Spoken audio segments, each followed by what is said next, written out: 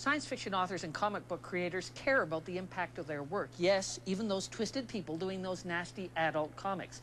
Elaine Lee and Mike Kaluta collaborate on the adult comic Starstruck. It's a very literate and very imaginative space opera.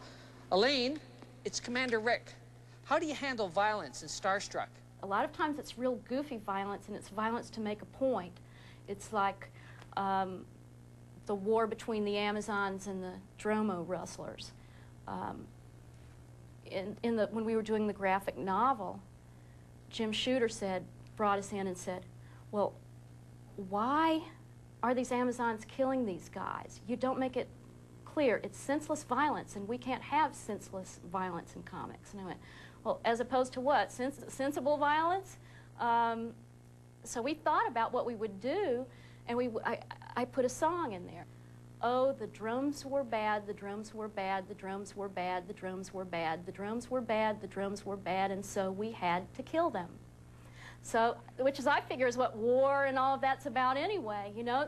Whatever side you're on, we are the good. God is on our side. These guys are bad. We had to get rid of them, you know? But Elaine, very few comics have had complaints about violence. It's usually the sex and the bodily functions that upset.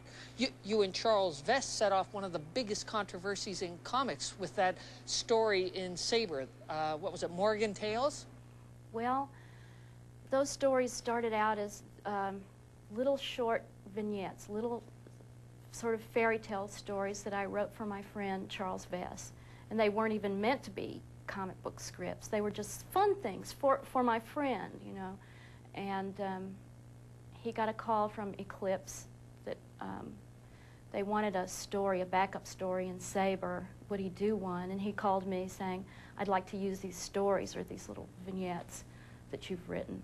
The publishers asked myself and the writer Elaine Lee to do a story. We asked them, can we do anything we want? They said yes.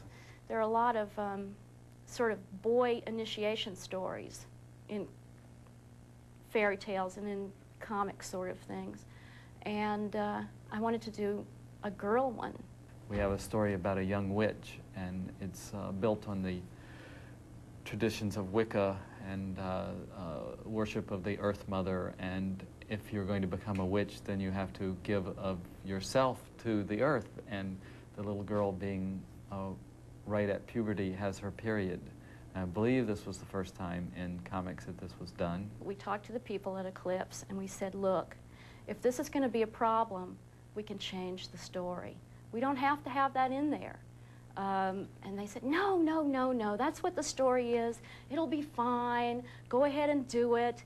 The story came out, and after all these comic books with people's heads exploding and people being shot up and all kinds of other things, and the comic book it was in had sex scenes and violence, and more people were upset about the 2 or 3 panels in this little short story where this girl has a menstrual period than about anything that had ever been done in comics before. It was very strange.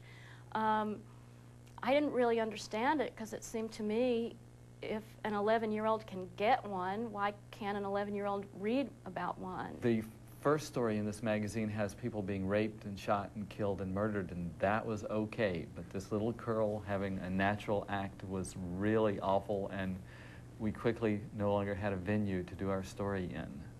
So now, 8 years later, we found a magazine that's appropriately enough called Taboo to finish the story in the correct manner.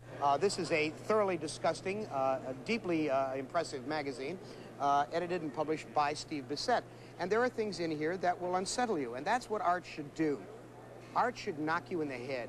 Art should never make you complacent. Art is supposed to alarm you.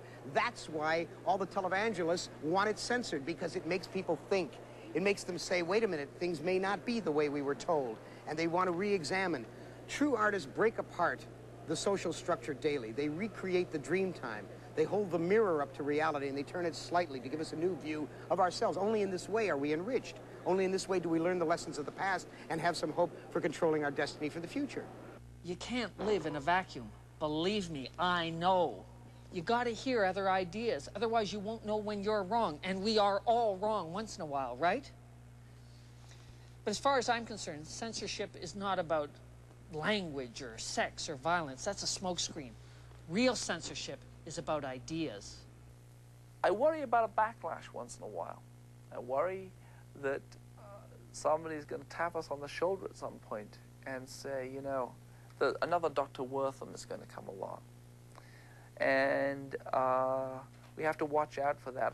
We have a lot of inalienable rights, and one of them is the right to be given nightmares. So, how do we allow Clive the freedom to create his Hellraiser comics and still prevent 5-year-olds from reading them?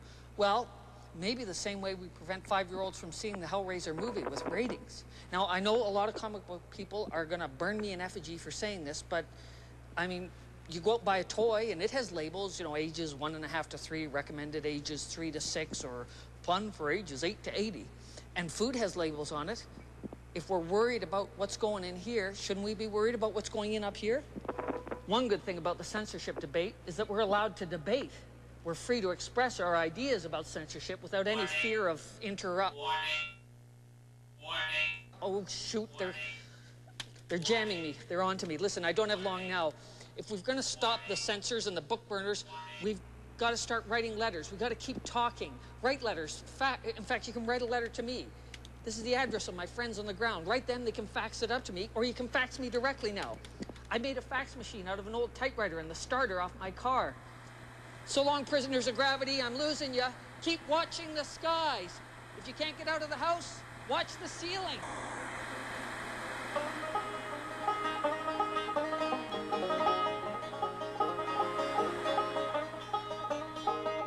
Next week on Second Nature, mass beachings of whales.